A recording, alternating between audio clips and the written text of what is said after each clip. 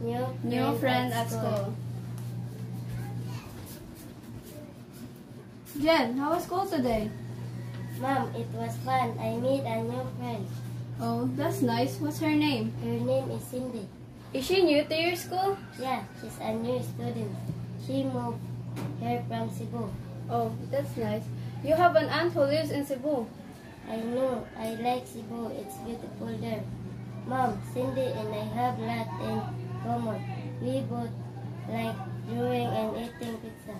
You should invite her over for a dinner one night. Can we, Mom? Sure, we can order pizza. Maybe I'll ask her if she can come over on Friday. Okay, let's invite her parents too. We can get to know them. That's a good idea, Mom. They don't have any friends here yet. Roy, have you seen Sandy? No, Tristan, why? We had a misunderstanding to her and she's not talking to me. I'm sorry to hear that. I said something silly to her and hurt her feelings. What did you say?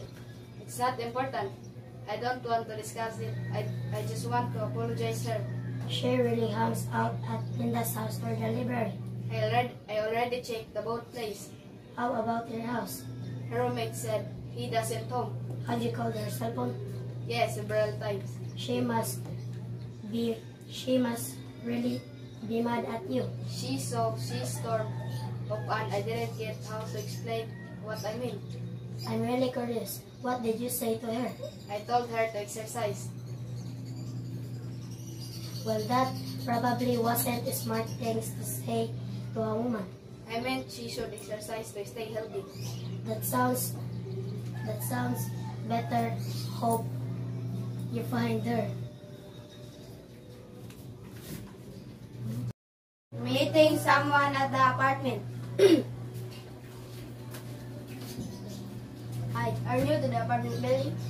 Yes, my name is Angeli. Nice to meet you, Angeli. My name is Rod. I live on the 3rd floor, apartment number 305. I live on the 4th floor and 405. Hey, you live right above me. That's funny. That's funny. I hope I'm not too noisy. I've been moving furniture around. That's okay. It doesn't bother me. Have you met any of the other neighbors? I meet a few people. Everyone seems friendly here. Yeah, every month we have a party on the rooftop. It's a potluck, so you can bring a dish to share. That sounds fun. I love parties and potlucks. Our next one is on Saturday at 5 p.m. You should come. I'm bringing my famous pasta salad. Sounds delicious. I'll make a chocolate cake. I love chocolate cake. I can't wait to try it. Thanks for letting me know about the party. There should be an invitation in your mailbox. Everyone gets one. I better check the mailbox then. I still have so much unpacking to do. Do you need help? Do you need help? Any of the other? Do you need help? Any more furniture? No, my brother helped me last night. I'm done the big items. I just need to unpack pots and pans and dishes now. Okay, let me know if you need help. See you at the party. So, annyeonghaseyo. Let me show you what my student doing while we have free time. So, we still have 20 minutes left to start. So, they're studying the lesson.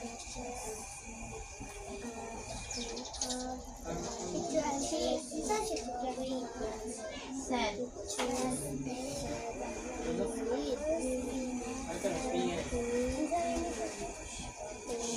Brushes.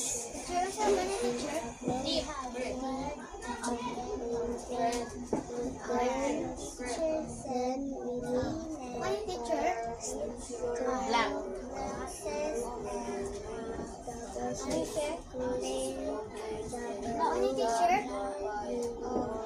Then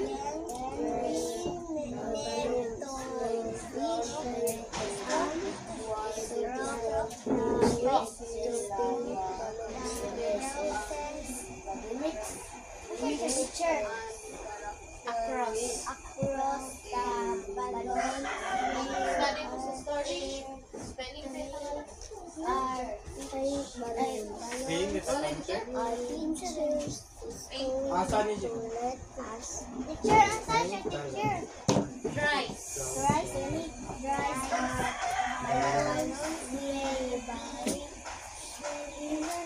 Shiny. shiny, I am so glad we get to stay balloons today.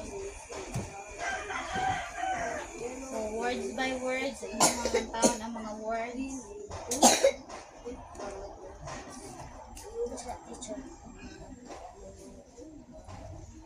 Ilang taon doon? Alam na niyo?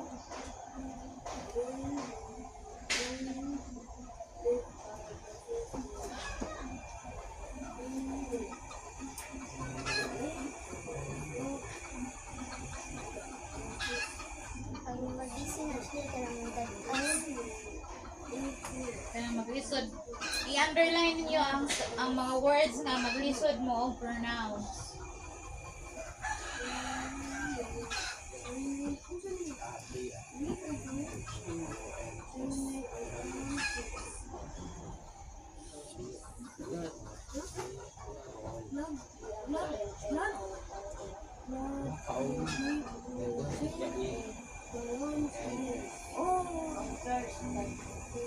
Ang mga girls gani unsa gani akong giingon?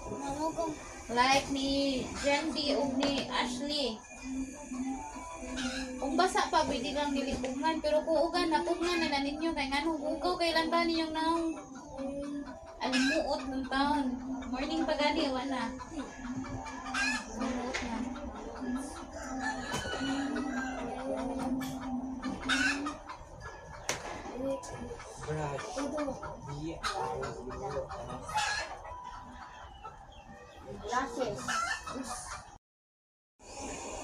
So, humana mo study sa inyong story? Humana? Yes. Okay. So, who wants to lead the prayer? Okay, Ana. Mga classmate. Sana pwede na pati sa Classmate, please.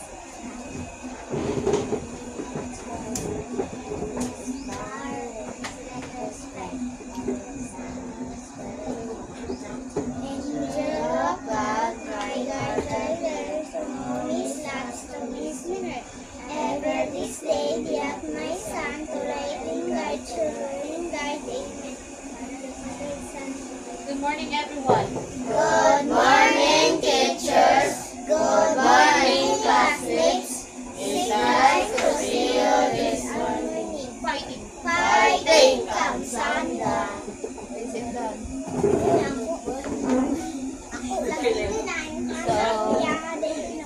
What are we going to do today?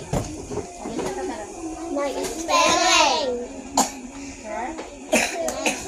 Okay, ready na mo mag-spell? Fighting. Ready na? Fighting. Okay, number 1.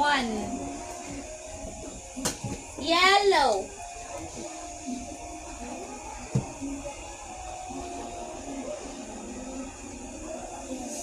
Yellow.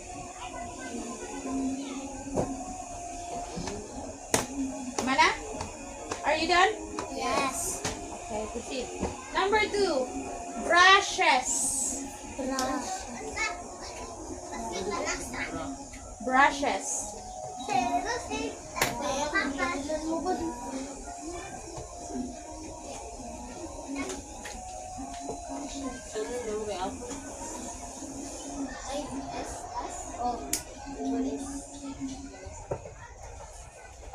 Are you done? No, brushes.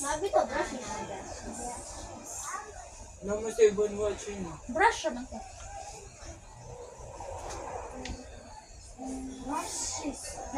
Okay, number 3. Black. Black. Black? Black. Black. Black ba? Glove.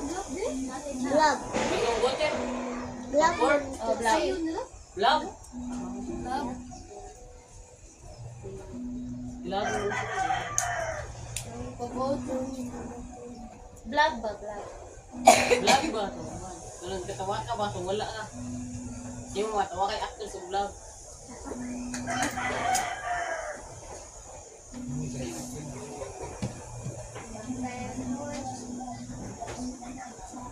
Ano na rin dito? Okay, mana? Mana? Okay, number 4. Paint. Paint. Pintal. Paint. Kaya ra? Kaya. So, one by one mo, ana, kanang, di ba 5 raman na? 1 to 5. Okay, number 1, Laika. Then, dapat ang usana is, explain. Edition. Ano, number 3 ko, Chair. Explain kung yun sa pag-answer. Para sa kaya ko ba pag-explain mo? So, number 1, si Rose. Number 2, Charlene 3, Sheena 4, Juban 5. So, butangan ako ng mga pangalan kung kinsa niya. 2, 1, 4 ko, Chair. 1 ay 1. Laika. 4 ko, Chair. Isa na yung Rosie. 4 ko, Chair. 4 ko. Pangkat, alam ko eh, Sheena. Charlene. Pares man silang Charlene at Sheena. Pero mas Charlene kaya mas candidate man siya po. Ano na, kasi na siya yung nabububo. Then, Juban. Dapat kalay ko na number 5, Chair. Hindi ko ano, mas tabaw ko sa Juban. Ang libo. Mas tabaw ka, Juban. Kerry? Challenge pa tayo. Kerry? Carrie. Nakahatag og challenge wa. Kahapon. Kinsay na challenge siya na. Kumita na. So always remember, ayaw mo kalimot sa meaning sa Das. Vendas. So, P is for Parentheses. E is for Exponents. M is for Multiplication. D is for Division.